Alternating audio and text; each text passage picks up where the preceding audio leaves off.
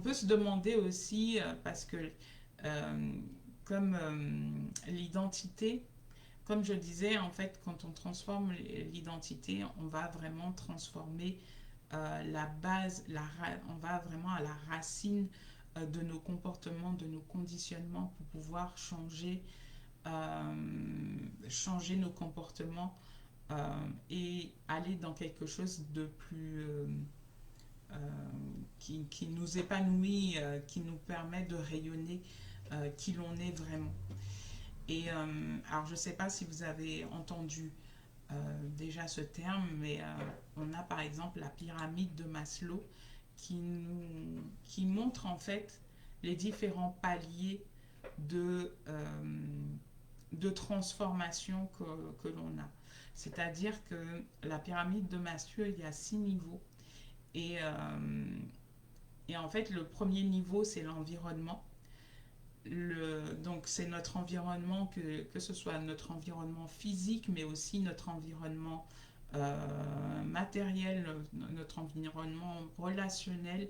Donc, tout ce qui concerne notre environnement, euh, quand on a besoin d'une transformation, c'est à ce premier niveau qu'on peut changer quelque chose pour, pour, euh, pour aller vers une transformation. Le deuxième niveau, c'est au niveau des comportements.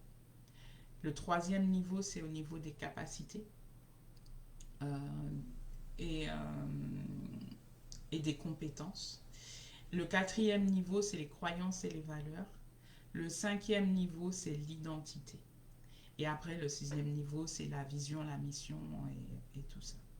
Donc en fait, vous voyez, l'identité se trouve au cinquième niveau, donc quasiment tout en haut de la pyramide. Et, euh, et en dessous, il y a les croyances et les valeurs, les capacités, les comportements et l'environnement. Quand vous voulez un changement, le changement, vous le voyez dans votre environnement relationnel ou votre environnement physique, la façon dont vous vous comportez, euh, la façon dont vous vivez et tout ça. Et ensuite, vous voyez vos comportements, vous voyez les actions que vous faites, vos habitudes, toutes ces choses-là.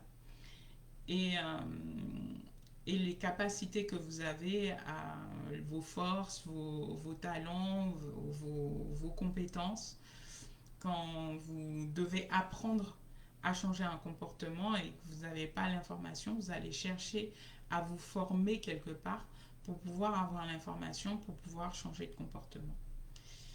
Mais si vous croyez que vous êtes nul, que vous n'êtes pas ceci, assez cela, ça va toucher les croyances.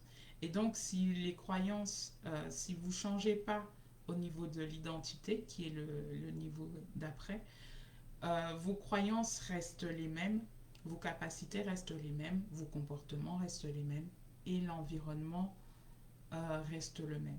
Donc vous voyez, l'identité a vraiment un impact profond sur tout le reste en fait, sur vos croyances et vos valeurs, sur vos capacités, sur vos comportements et sur l'environnement. C'est pour ça que quand on veut une transformation profonde sur quelque chose, sur notre personnalité, euh, c'est pas dans l'environnement qu'il faut changer les choses. Bien sûr, ça aide euh, de toute façon, mais il faut aller dans le niveau le plus profond et en fait va découler, euh, tout va, toute la structure va en découler d'elle-même. C'est-à-dire que tout le reste va changer. À chaque palier, il va y avoir des changements et jusqu'à obtenir les changements que vous souhaitez.